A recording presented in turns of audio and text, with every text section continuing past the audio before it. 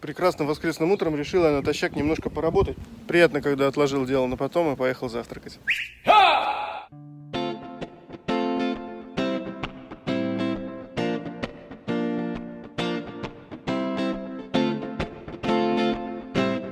Закрутка Генуи не крутится. Такое было уже в прошлый раз. Я ее разобрал, смазал и вернул на место. А сейчас думаю, ну, разоберу, смажу и верну на место. Подхожу сюда, вынимаю здесь вот штифтик, снимаю шайбы и начинаю вот этот болт как бы выколачивать. Он не выколачивается, ну, чтобы освободить форштаг, снять и перебрать закрутку. И я такой думаю, что ж такое? Вообще не идет. В прошлый раз снялся гораздо легче.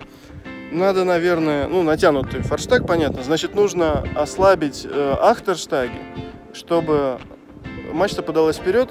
Здесь стало все ослабло, я бы мог разобрать. И потом меня осенило. Нет, не надо этого делать сейчас, потому что лодка-то стоит на земле.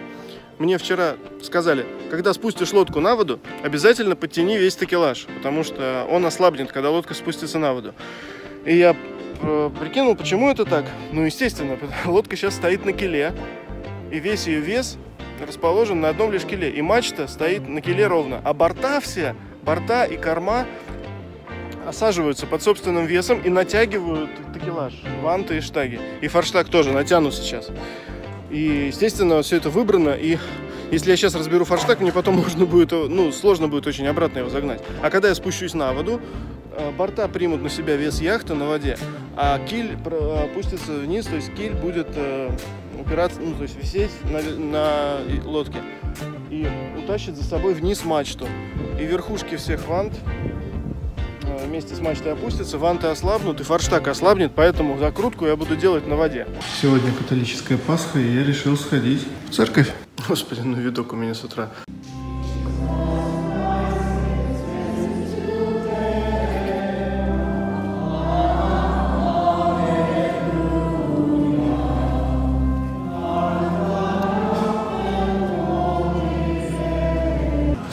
Вообще одинаковые. Те же самые слова и в молитвах, в обиходе, в целом. Все просто на английском языке переведенное. Господь един. Йоу, привет! Сегодня воскресенье. Сегодня я прикрепляю свои подушки к двигателю и начну этим заниматься прямо сейчас. Новые подушечки готовы. Таль, вперед!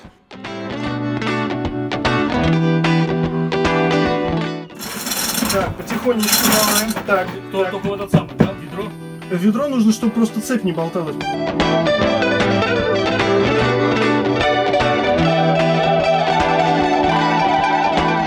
Ну давай. Пускай. Опускай вниз, да.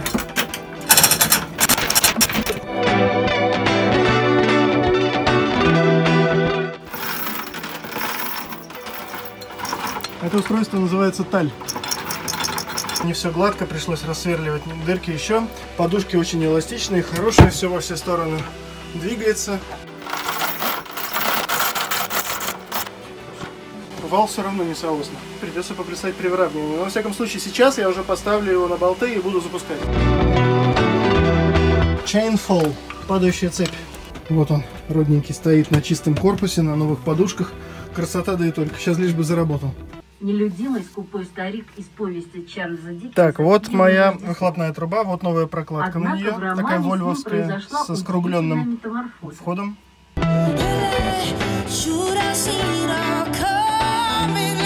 Топливо в фильтре в двигателе было свежим, розовым и прозрачным, это видно на видео.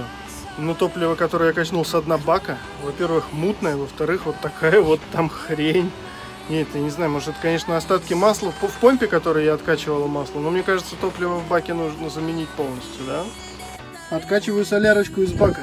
Со дна идет вот такая вот мутная, а чуть приподняв на 10 сантиметров от дна заборник, я получил вот такую кристально чистую солярочку. Запись на спуск на воду на 2 недели вперед оказалась. Еще 2 недели только ждать для того, чтобы запустить эту лодку, представляете? Все происходит примерно в 5 раз медленнее, чем я рассчитывал. Мне нужно делать вот эту вот дырку, и также еще такой вот список дел.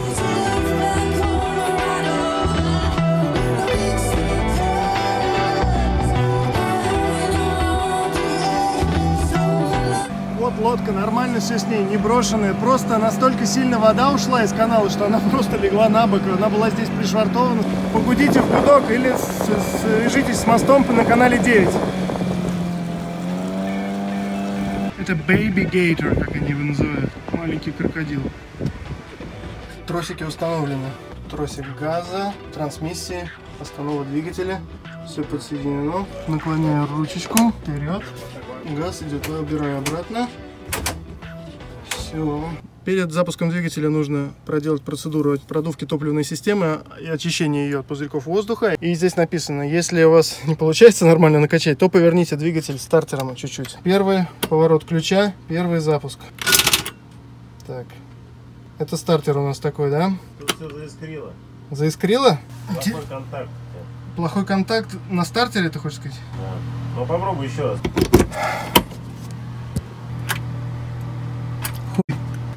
Короткое замыкание, может, какое? Искры посыпались отсюда. Двигатель покрашен, болты ржавые, шайба старая ржавая. Не было контакта стартера с массой двигателя. Сейчас я все зачистил. Вторая попытка запуска. Ох, уже лучше.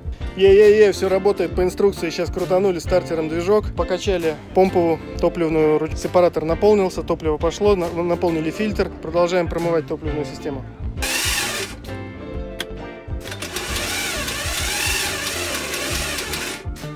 Короче, первый запуск не удался в силу слабости батарейки. Мы на пляже.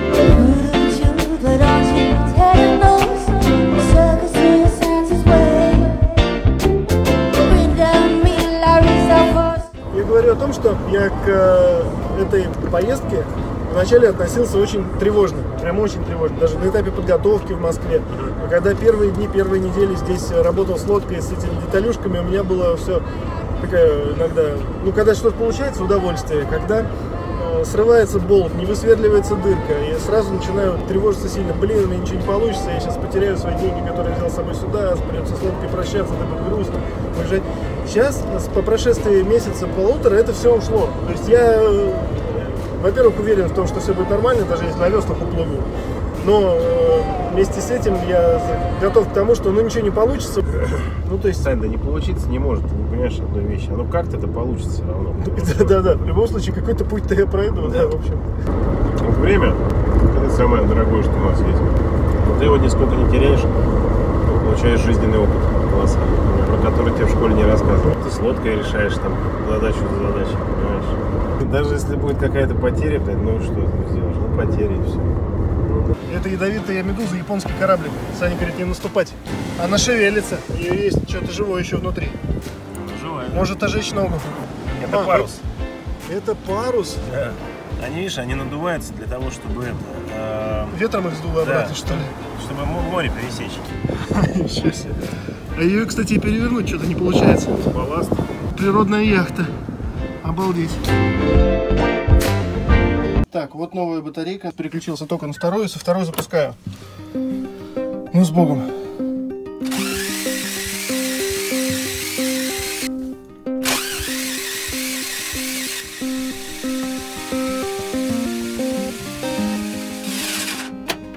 Что, схватывает? Ну, что-то слышишь, вроде да. Сейчас заведется. Воду ставь. Воду ставим. Вода из ведра. Запускаем. Еще раз запускаем. Сейчас схватится.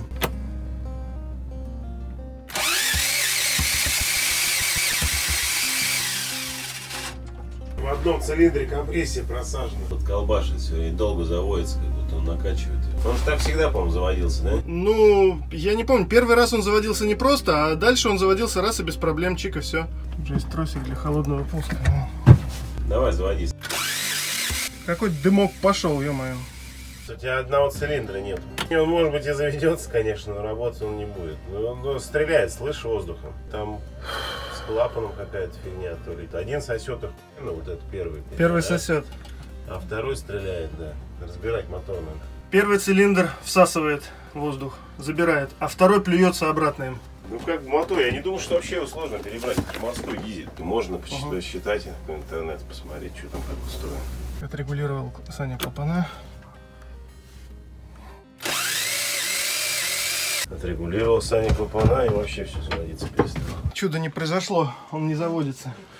Мы исключили уже множество факторов, подали солярку напрямую из канистры уже по шлангу. В ТНВД солярка поступает, он не заводится. Уже подрегулировал клапана мне, Сань. И оба цилиндра вроде имеют компрессию. Вот схватит, схватит, но он не заводится все равно. Солярка внутри, вот здесь вот под крышкой, снаружи от клапанов. Говорят, чудес не бывает. Но я не верю, потому что этот двигатель таскал нас весь сезон в 2015 году, и это было полное чудо.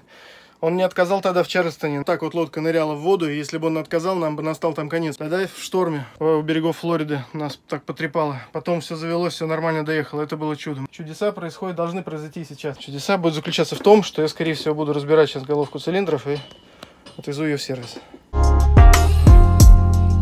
Вот такую вот тачку в аренду на день для сдачи экзамена по вождению на водительские права.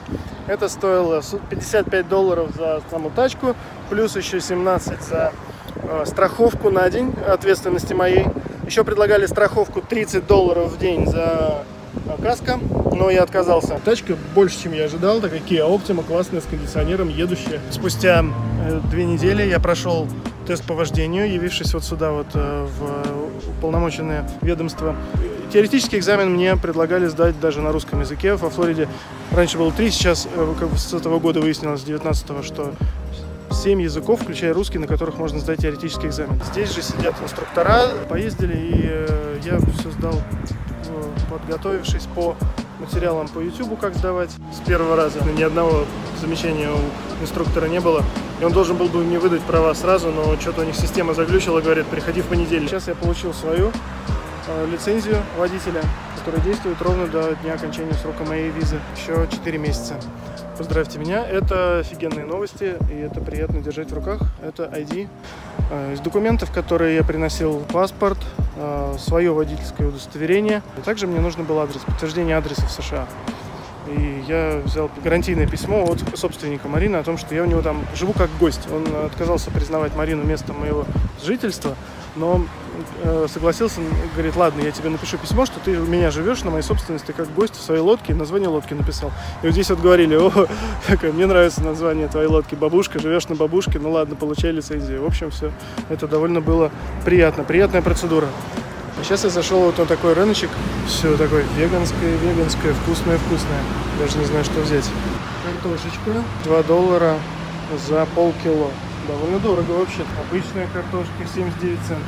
Лимоны 40 центов каждый. Лаймы 3 за $1. Апельсины 3 за 1. Мандарины огромные. 89 центов за штучку. Что-то, короче, это все дорого. 5 баксов за ананас. Вот такой вот фермерский рыночек. Вот зашел в обычную аптеку в Америке. Здесь на полках большое количество лекарств без рецепта. Там за стойкой выдают по рецептам, готовят их и потом в оранжевых баночках выдают. Но главное, что каждая аптека является не просто аптекой, еще и продуктовым магазином, в которой есть даже вино, канцтовары и продукты в большом количестве. То есть здесь можно даже, в принципе, себе состряпать обед с пивком. Чай, кофе и даже консервы. И это все называется аптека. Вот такая вот аптека. Короче, посетил сейчас фирму по ремонту дизелей. Говорит, привозите свою головку блока цилиндров. На Volvo трудно найти, мы найдем прокладки. $50 за каждый клапан. В итоге там 4 клапана будет $200. И 75 за подготовку поверхности за цилиндр. То есть вот так вот 350 плюс запчасти. Плюс стоимость прокладок выхлопного манифолда и головки блока. Блин, я просто не понимаю, если я все это разберу, как я это соберу обратно. Не, ну, допустим, эти гайки я откручу, да? Как-то это все сниму. По данным шпилькам буду головку вынимать. Вертикально вверх пойдет вот эта часть. А это, вот с этой что, ее куда девать? Поворачивать, что ли? Друзья, это тревожно. Мне кажется, что, к сожалению, мне придется двигатель опять вынимать. Я решил в понедельник обратиться к специалистам в Марину. Они сказали, что посмотрят. Это $89 в час, но в конце концов, если я за $1000 обслужу двигатель и там частично или полностью, может быть, даже его переберут, то да. Но делает не только в $1000 прокладки, головки блока цилиндров и прочие наборы прокладок всяких. Из Софии, Болгарии доставляются, понимаете ли, до 3 июня. Не оригинальные, конечно. Оригинальный комплект стоит $250, а этот $100. Так что вот тут, ну, непонятно как. То ли бросать лодку, просто ее кому-то пожертвовать здесь. И то не факт, что возьмут еще, потому что она же стоит здесь на оплачиваемой стоянке. Другой вариант — продолжать вкладываться в надежде, что это заработает, и я отсюда уеду. Я пока выбираю второй вариант. Деньги, конечно, имеют значение, но время имеет здесь большее значение, потому что я здесь могу находиться ограниченное время. Сегодня пятница, вечер. Завтра и послезавтра, во всяком случае, мастера ко мне не придут. У меня есть время подумать. Я сегодня отдохну, пойду на концерт. Приехал в такое место в Стюарте прикольное. Здесь чувачок просто тихо играет, люди сидят. А вон там вот настоящий отжиг.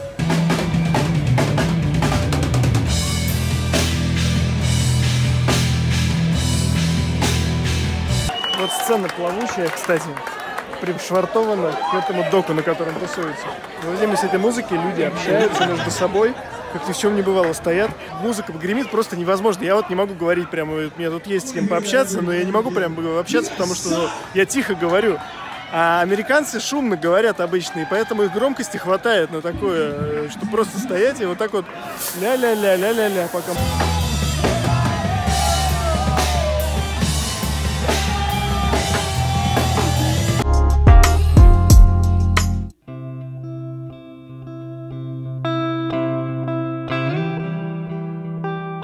Субботнее утро.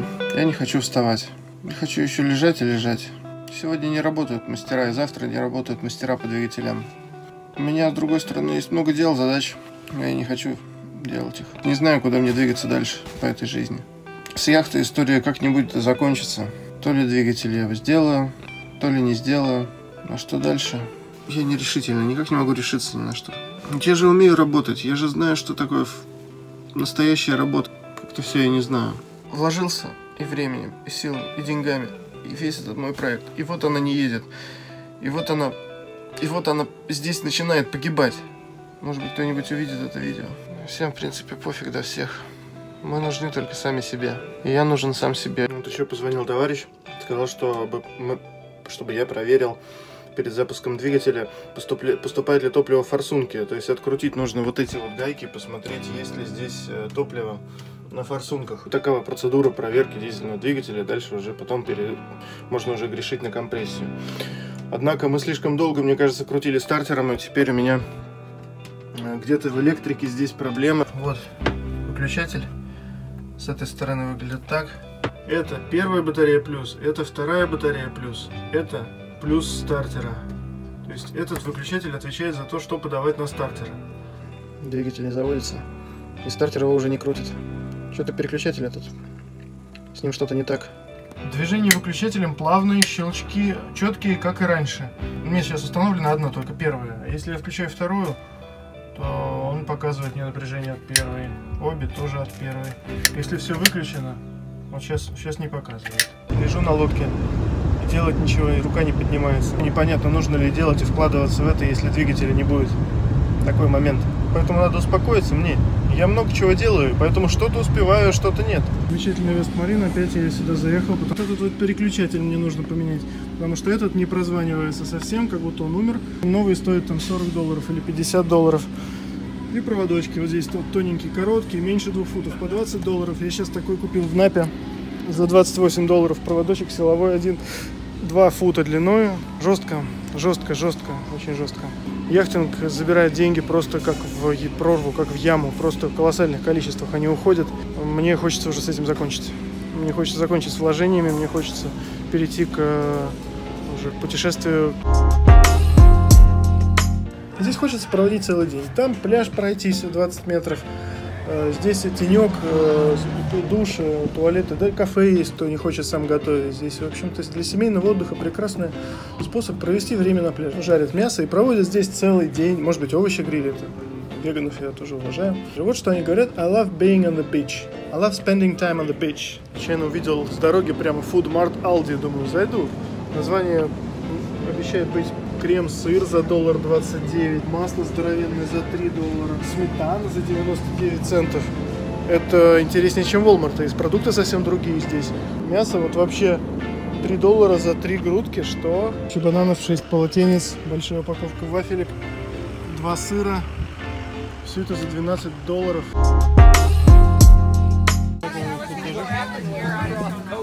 Oh, is that what it You is? didn't see that there's a disc. Ah, and I said, I'll take it. Here, no, hang on. You put it on that.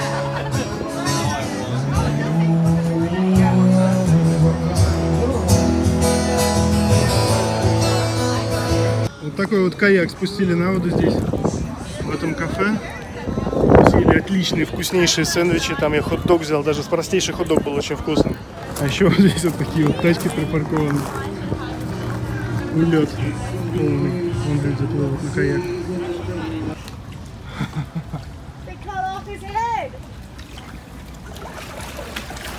Вот это пляж, это Флорида. Здесь все приезжают на лодочках по таким мелким каналам. Пляжем здесь называется Sandbar.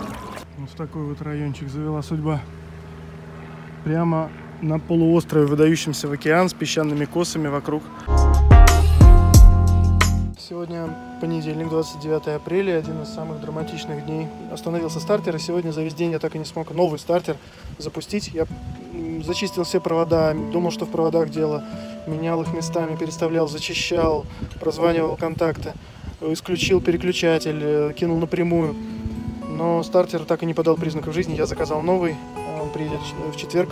Старый стартер вроде оформил на возврат, завтра отвезу его на почту. После этого занимался топливной системой. Пытался прокачать ее, наливал солярку в фильтр, который разделяет топливо с водой, продувал, проверял герметичность шлангов, дунул даже в танк, там забулькало.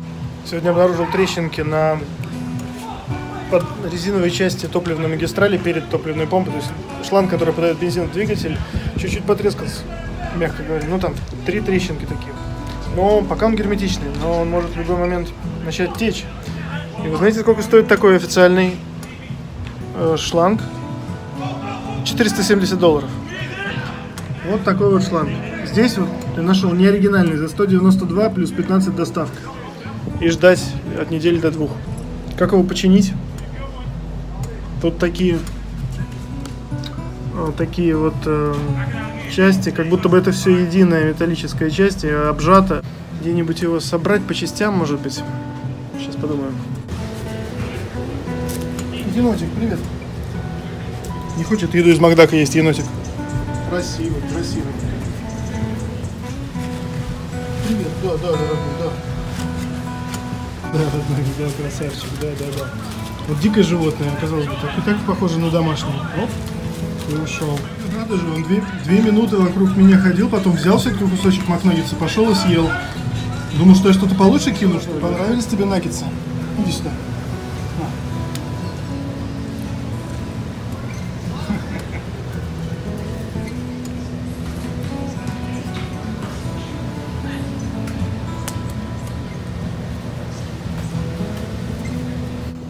Конечно, по тернистой дорожке между стволами деревьев с натянутыми поперек веревками сложнее идти, но если стараться, делать усилия, пролезать, обходить, то, во-первых, это красиво очень, во-вторых, это того стоит.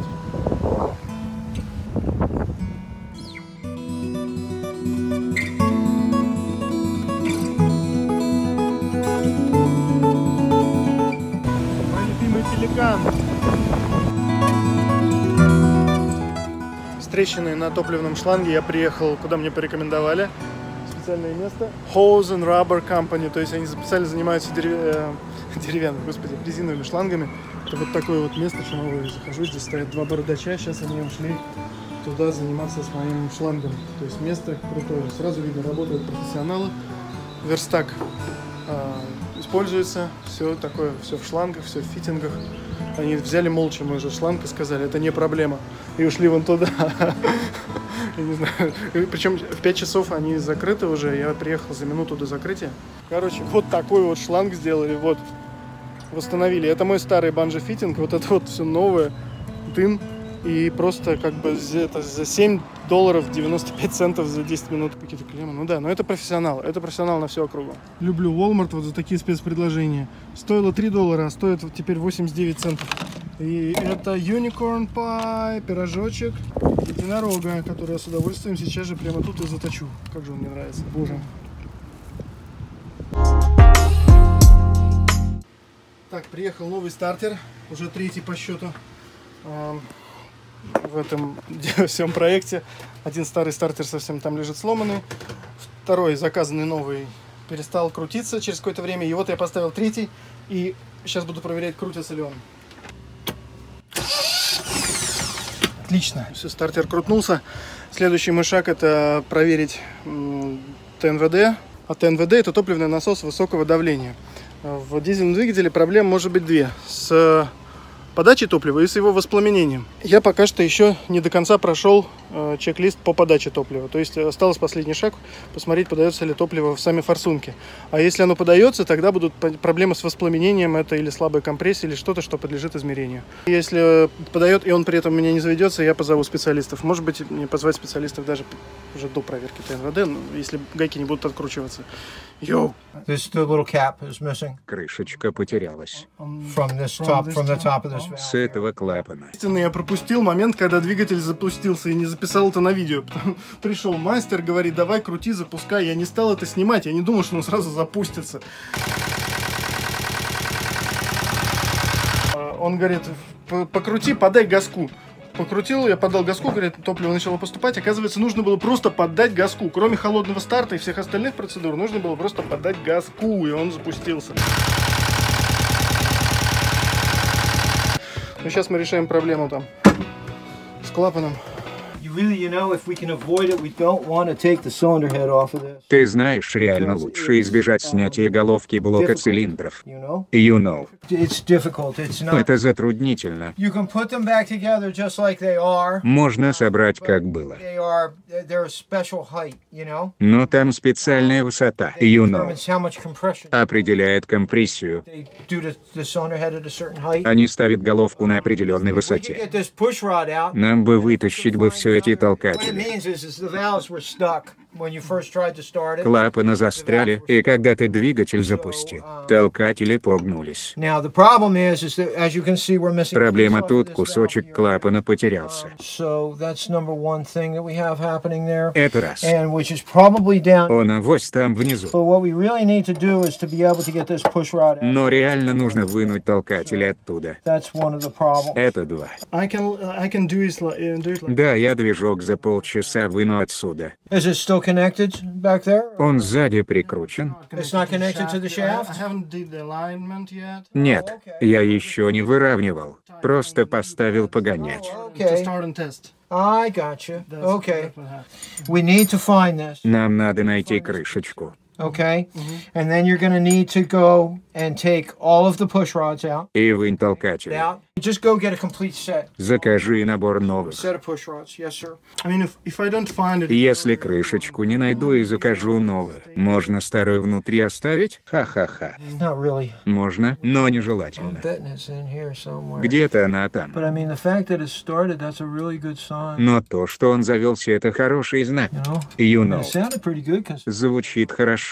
Особенно с учетом кучи гнутых толкателей внутри. Но на высоких оборотах были бы проблемы.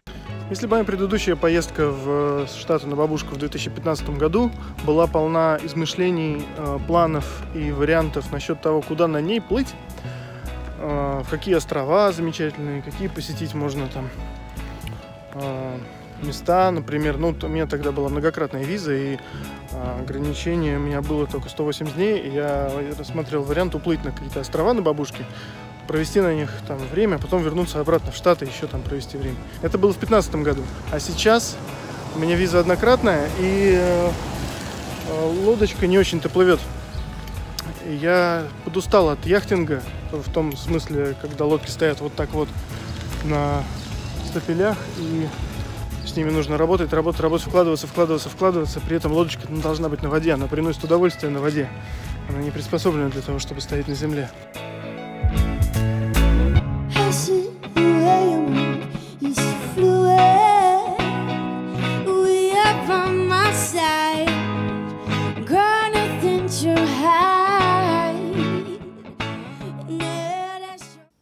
Заходя домой на лодку, вечером случайно в темноте я не заметил, что оставил капот открытым. И это... Я сейчас закрываюсь от москитов. И я раньше подозревал, что такое может произойти. Случайно сегодня днем оставил капот открытым и шагнул с ступеньки прямо в зияющую дыру моторного отсека. Вот такой шишак сейчас сдувается у меня на ноге. Я ударился, ссадил. Ссадина здесь, мощная ссадина.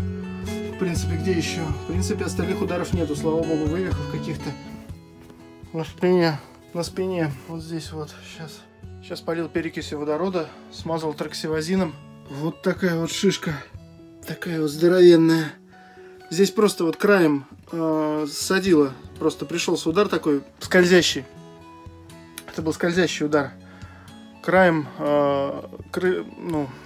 корпуса стеклопластикового в моторном отсеке. Слава богу, ничего не разрезалось. То есть просто это ссадина и сильный-сильный ушиб. Я надеюсь, что это пройдет. Сейчас ночь. 22:30, наверное. Впредь буду аккуратней. Сейчас нужно, наверное, мне отдохнуть, положить ногу горизонтально и принять полный покой. Уже лег, выключил весь свет. Что интересно, в темноте сейчас. То есть я прикасаюсь ваткой с перекисью водорода к ссадинам на этом шишке, и он ничего не чувствует. Нет чувствительности на данном месте. Еще вычитал, что при обширных ушибах гематомах первые сутки нужно прикладывать лед. Я совсем забыл, как мне мама в детстве лед накладывала. И мы сегодня тусили, я брал с собой вот тот вот айсбокс, ну то есть ящик для хранения льда и холодных продуктов, поэтому каким-то чудом впервые вообще за все это время у меня на лодке есть лед. В пакете, вот в таком вот пакет вот такой положил и сижу, прикладываю, и в общем-то вроде уменьшается в размере.